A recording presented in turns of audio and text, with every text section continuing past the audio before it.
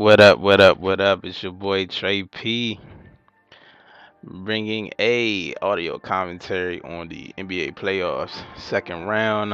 I'm going to make some predictions and give reasons why I'm going to make these predictions. I'm a diehard Bulls fan, and I'm going to get to our prediction here shortly. Let's start off with the Eastern Conference playoffs. New York Knicks versus the Indiana Pacers. I think the Pacers are going to win this in 6 games, mainly because of their big men. The Pacers big men definitely outmatched New York's front court, and also the Pacers they play very good defense all across the board. Very good team defense, very good coach team. Back to the big men. The big men are Roy Hibbert, and David West. Starting in the front court. Uh, Roy Hibbert didn't have a great regular season. Well, actually had a poor regular season, but he's 7-2, and he started playing much better in the first round. David West, one of the strongest players in the game. He can shoot it from outside. He can post you up, and he can pass. And they're mainly going to be playing against Tyson Chandler and Melo, because the Knicks like to play small. To me, Tyson Chandler is one of the most overrated players in the game. It's just my opinion.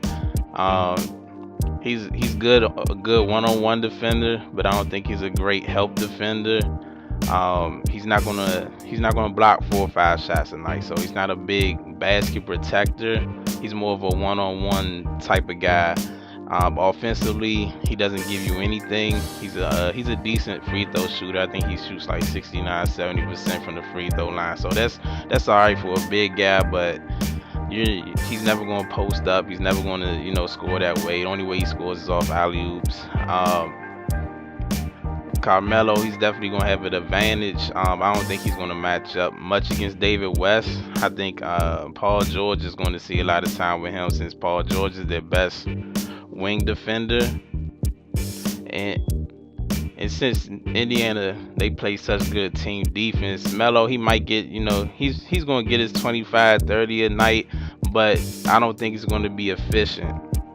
The Knicks, they only really had two very good scorers, and that's Melo and J.R. Smith. And J.R. Smith, his history has been hit or miss. He's been more consistent this season, especially the last month of the regular season. But throughout his career, he's been hit or miss. He's either hot or he's cold, and they're going to need to depend on him every game against the Pacers because of their defense. As far as guard play, I think the Pacers have a slight edge in guard. Well, no, I think it's a wash. Never mind, I'll say it's a wash. I'm going to give more respect to Iman Shumpert, who had a very good first round. He shot over 50% for 3 in the first round. Prigioni, he's a non-factor. Jason Kidd's going to be a non-factor. I'm mainly talking about JR and Raymond Felton when I talk about the front court. Raymond Felton versus George Hill, to me, that's a wash. Raymond Felton, very good scorer, very fast player, decent outside shooter. He can run the pick and roll very well, dependable free throw shooter. My main criticism about Felton is, like, defensively he's not very good, and he's always complaining. Like, on every single call he's complaining and whining to the refs. Like, it gets annoying after a while watching that. George Hill is a calm, cool, collected player, very good shooter from the outside, doesn't go to the rim that much, and doesn't turn the ball over. Lance Stevenson is the other starting guard for the Pacers, and Lance Stevenson, not an outside shooter at all, but a very physical defender, and he likes to go to the rim and push it on the fast break.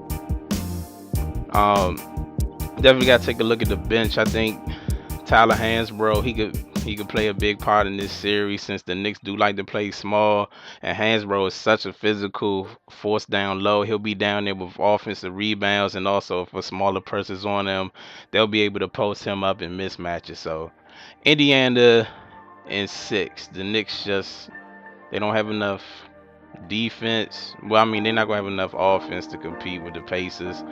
I can't mention the Pacers without talking about Paul George. Paul George, he really made a nice step up this year. Very skilled player. He's their most skilled. He's their best skilled player, best pick and roll player. Very good shooter from the outside. Very good defensive player. Overall, he's just very good. And to me, he's their best player. So the Knicks are definitely in trouble in this series. Next, let's talk about my Chicago Bulls and Miami Heat. It's very hard to be objective about this matchup because I'm a diehard Bulls fan, ever since the beginning. But since I was growing, I was watching Jordan and all that stuff and those championships. So the Heat definitely have the advantage. We know the Heat has the big three, and their bench is ridiculous, and Chicago is ailing just to put players on the floor. Players are sick, players are bruised up, and things of that nature. I know nobody's 100% at this particular time in the season, but Chicago's missing players. I mean, that's just what the fact is. Chicago, they give you 110% for 48 minutes usually, and they just play hard, and defensively they're great. They overload the strong side of the court. You got to make very good weak side passes, and that's what LeBron thrives at. So I think that's a big advantage. It's going to be LeBron's passing in this series, like to the weak side. And I think a weakness defensively for Chicago is to make them defend individually. So when Miami decides to have a lineup of LeBron and Mike Miller, Ray Allen, and Chris Bosh and Shane Battier, all those guys can shoot the ball, I think that'll be a very tough lineup for Chicago to defend. So Miami, they have a chance to sweep this, but I have Miami winning this in 5. Let's go ahead and talk about the Western Conference. Grizzlies versus OKC. I had the Grizzlies winning this series in 6. Similar to the Indiana and Knicks series, Memphis is a very good defensive team. I don't think they're not as good as the Pacers defensively, but they're a very good defensive team, and their advantage is going to be their big men, Marc Gasol and Zach Randolph. OKC, big men, the Kendrick Perkins and Ibaka. To me, Ibaka is overrated. Offensively, he doesn't give you much, and defensively, to me he's legit. He's legit defensively. I think he's a better help defender than he is one-on-one.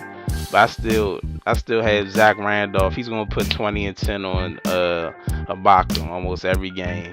Kendrick Perkins doesn't give you anything offensively, and I don't think he can check Marc Gasol. Marc Gasol is much bigger than him. He should be able to push him, and Kendrick Perkins is gonna have to chase him outside the key since Marc Gasol can hit jump shots. To me, the one and only, OKC, I think they had 2 advantages. Number one, they had the best player on the floor. That's Kevin Durant. Kevin Durant gonna give him 30 plus a game. They don't really have anyone to check him. Tayshaun Prince was a great defender, in his prime. When the Pistons were going deep into the playoffs and winning championships and stuff like that. But no, he's not gonna be able to check Kevin Durant at this point of his career. And I think OKC they have a bit of advantage coming off the bench. Kevin Martin coming off that bench and being able to instantly score and give him a lot of points off the bench. Guard play, Mike Conley versus Reggie Jackson. I do like Reggie Jackson, very good offensive guard. He struggles on the defensive end, but he has a very good set shot, and he can go to the rim and finish. But I give Mike Conley the edge here. due to experience, and also he's very sharp. He's a very sharp player. Um, his jump shot is on point. He can finish at the rim with a little bit, and he doesn't really make bad decisions on the floor. So, due to his experience, very good jump shot, pick and roll player, making good decisions. Mike Conley should definitely have the advantage here. So, with the edge of for the edge for Memphis at the point guard positions, and also the power forward and center positions with Zach Randolph and Marcus Gasol, I give them the edge over OKC to win in 6 games. Now for our last matchup, we have San Antonio and Golden State. I think this is going to be a pretty good matchup, but I have San Antonio winning this matchup in 6 games. It's kind of hard to predict for me when San Antonio is going to win this, but I basically think this is going to come down to coaching Popovich with his experience and his players having experience versus Mark Jackson, who I think is a very good coach, but does not have that type of experience. But thanks again for listening. I appreciate all the views and everything.